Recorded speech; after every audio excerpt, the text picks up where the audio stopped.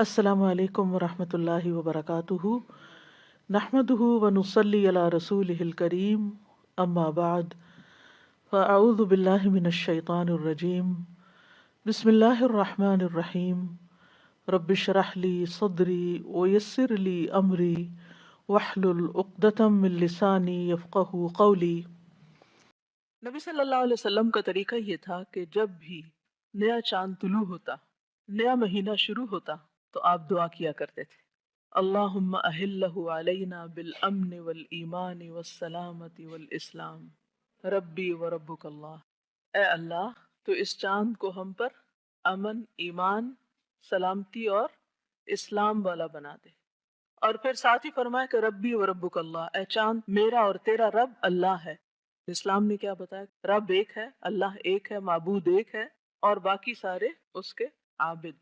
آپ صلی اللہ علیہ وسلم یہ بھی فرمایا کرتے تھے، ہلال رشد و خیر، رشد یعنی ہدایت اور خیر یعنی بھلائی، یعنی ہدایت اور بھلائی والا چاند ہوئیے۔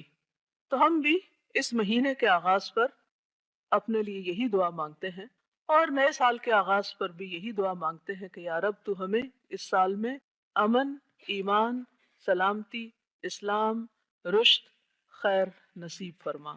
ہم اپنے لیے بھی یہی مانگتے ہیں اور باقی سب کے لیے بھی۔ اور یہ بھی ہم پر اللہ کا احسان ہے کہ وہ دنوں اور مہینوں کو پھیر پھیر کر لاتا رہتا ہے۔ سال کا آغاز ہوتا ہے، پھر آہستہ آہستہ 12 مہینے ختم ہوتے، اختتام ہوتا ہے، پھر نیا سال آ جاتا ہے۔ اور کسی بھی نئی چیز کی آمد پر انسان کے اندر ایک نیا ولولہ، تازگی اور اچھا کام کرنے کے لیے ایک جذبہ ابھرتا ہے۔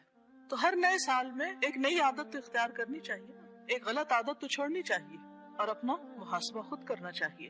وَلْتَنْظُرْ نَفْسٌ مَا قَدَّمَتْ لِغَدٍ، اپنے لیے سوچیں، میں نے اپنی کل کے لیے کیا کیا ہے، اپنی آخرت کے لیے کیا کیا ہے۔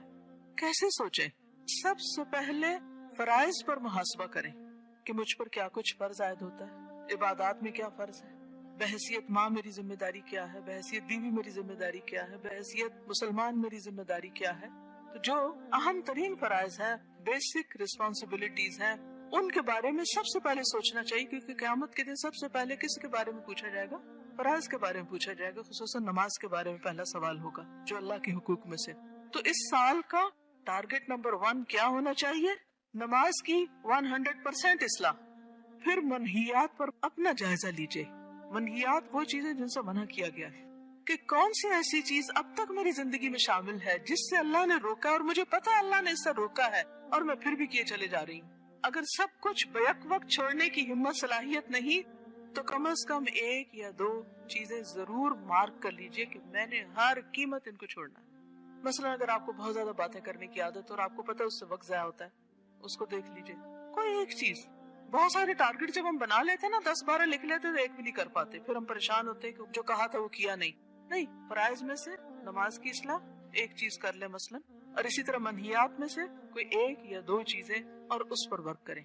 اور اس کے لیے کیا ہے؟ نمبر 1 ان کو چھوڑنا، اور پھر توبہ اور استغفار اور نیکیوں سے اس کا تدارک۔ یہ بڑی اہم بات ہے کہ برے کاموں کو صرف چھوڑنا ہی نہیں، بلکہ اس کے ساتھ ساتھ کیا کرنا ہے؟ نیکیاں کرنی ہے۔ اہم ترین کام کیا ہے پھر؟ سیلف انالیسس، اپنی ذات کی اصلاح، اپنا محاسبہ، اور اچھے کاموں کی پلاننگ۔